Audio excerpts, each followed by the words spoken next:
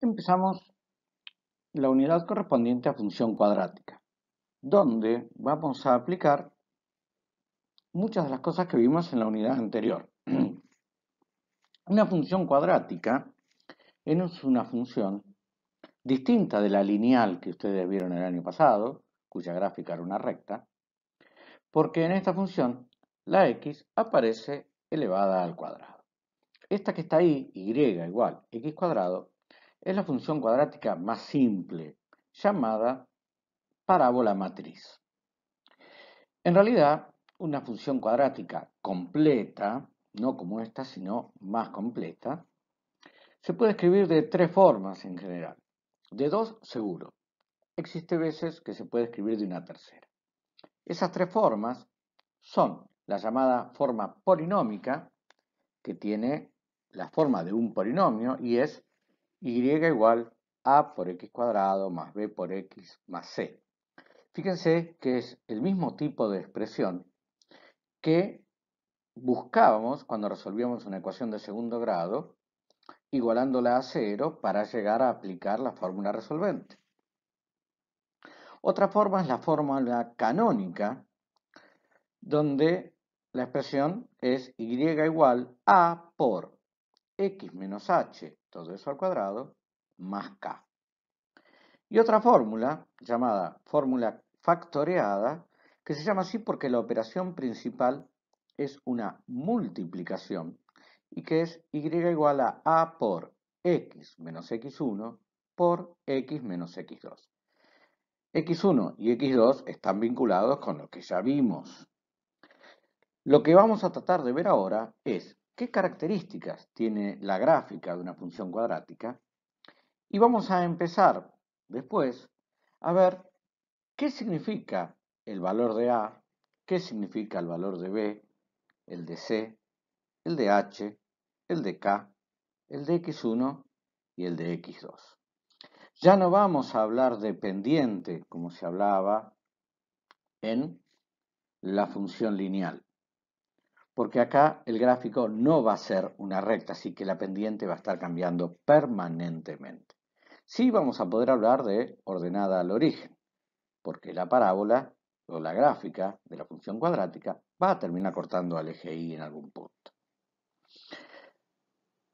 Vamos a analizar la parábola matriz, el caso más sencillo, para poder empezar a tener elementos de juicio. Vamos a construir una tabla de valores y vamos a ir mostrando el gráfico. A propósito, elegí esa porción del plano, no tomé valores negativos de Y en ese gráfico y por ese mismo motivo, porque sé cómo va a terminar, armé la tabla de valores con esa secuencia de valores. Si ustedes ven, están el 0 y después todos pares de valores opuestos, 1 con menos 1, 2 y menos 2. ¿Por qué? Porque el hecho de que la x esté elevada al cuadrado va a hacer que haya valores repetidos. Empecemos con el 0. ¿A 0 cuánto le toca? A 0 le toca 0, porque 0 al cuadrado es 0. A 1 le toca 1, porque 1 al cuadrado es 1, pero a menos 1 también. Por lo tanto, tanto a 1 como a menos 1, la imagen, el valor de y que le toca es 1. Ya esto empieza a cambiar con respecto a lo que ustedes sabían del año pasado de la función lineal. Alguno puede decir, bueno, esto tiene forma de b corta, porque tenemos innata la tendencia a arreglar todo con líneas rectas. Bueno, acá no aparecen líneas rectas. ¿De acuerdo? Vamos a ver ahora que a 2 cuánto le va a tocar. Y 2 al cuadrado es 4. Así que tanto a 2 como a menos 2 le toca 4. Si ustedes ven, ya no es una línea recta que va del 0 al 1 y del 1, 1 al 2, 4, porque dobló. ¿Sí? Así que no dibujen segmentos de línea recta. ¿Sí? Es más notorio todavía el 3. El 3 le toca 9. Fíjense que ya no es que cada vez que avanzo un lugar subo lo mismo. Cada vez que avanzo un lugar subo cada vez más en este caso. En el primer paso fue 1 a la derecha, 1 para arriba, después 1 a la derecha y 3 para arriba, después 1 a la derecha y 5 para arriba. ¿Sí? Y obviamente a 4 ¿cuánto le va a tocar? Y 4 cuadrados es lo mismo que menos 4 al cuadrado. ¿Sí? Si hubiéramos elegido un medio Un medio al cuadrado es un cuarto. 0,25. Nos quedan unos puntos muy bajitos. Y después 3 medios le toca 25. ¿Sí? Fíjense cómo va tomando una forma que no es para nada recta y que es una forma de parábola. Si pudiéramos marcar los infinitos puntos en el medio, nos quedaría un gráfico más o menos de esta forma.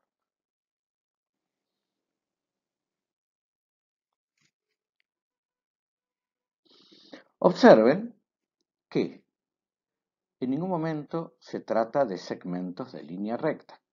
¿De acuerdo? Así que, de ahora en adelante, cuando tengamos que representar una parábola, olvídense de la regla y es preferible una parábola chueca que algo hecho con pedazos de segmentos sucesivos. ¿De acuerdo? Muy bien. ¿Qué características tiene esta curva llamada parábola? Bueno, esta curva tiene una característica principal que es la simetría. ¿Qué significa eso? Que podemos cortarla a la mitad en dos partes iguales. ¿Sí? Podemos ver que esa recta, en este caso coincidente con el eje Y, divide a la parábola en partes iguales. Se comporta igual a la izquierda como a la derecha, o sea que está en espejo. Por eso esa línea punteada o rayada, verde, la llamamos eje de simetría. En este caso vamos a decir que el eje de simetría se ubica en x igual a 0. ¿Qué significa eje de simetría? Que los puntos que están a la misma altura se encuentran a la misma distancia del eje.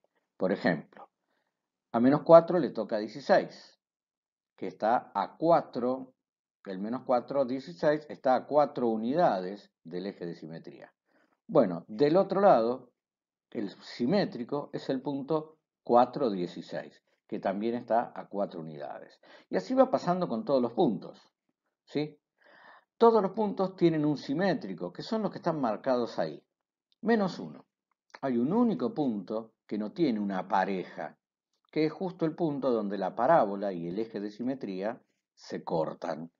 Ese punto que ahí apareció pintado de amarillo es el que se llama vértice. Es el punto, en este caso, mínimo de la parábola, el punto más bajo de la parábola. ¿Sí? Es un extremo. El vértice de la parábola es su extremo. ¿Sí? No corresponde decir punta. ¿Sí? Corresponde decir extremo. ¿Sí? Es el único punto que no tiene simétrico, es el punto donde la parábola y el eje de simetría se cortan. En este caso vamos a decir que el vértice de la parábola es el punto de coordenadas 0, 0. Es el punto en este caso donde la parábola que viene descendiendo deja de descender para empezar a subir nuevamente, donde deja de ser decreciente para ser creciente. Vamos entonces a graficar distintas parábolas agregándole los valores de A, de B, de C, de H, de K, de X1 y de X2 en las fórmulas para ver qué significado tienen esos números en cada caso. ¿De acuerdo? Es importante que hagan las pequeñas tareas que voy a ir mandando todos los días, porque en base a eso vamos a establecer las conclusiones. ¿De acuerdo? Muy bien.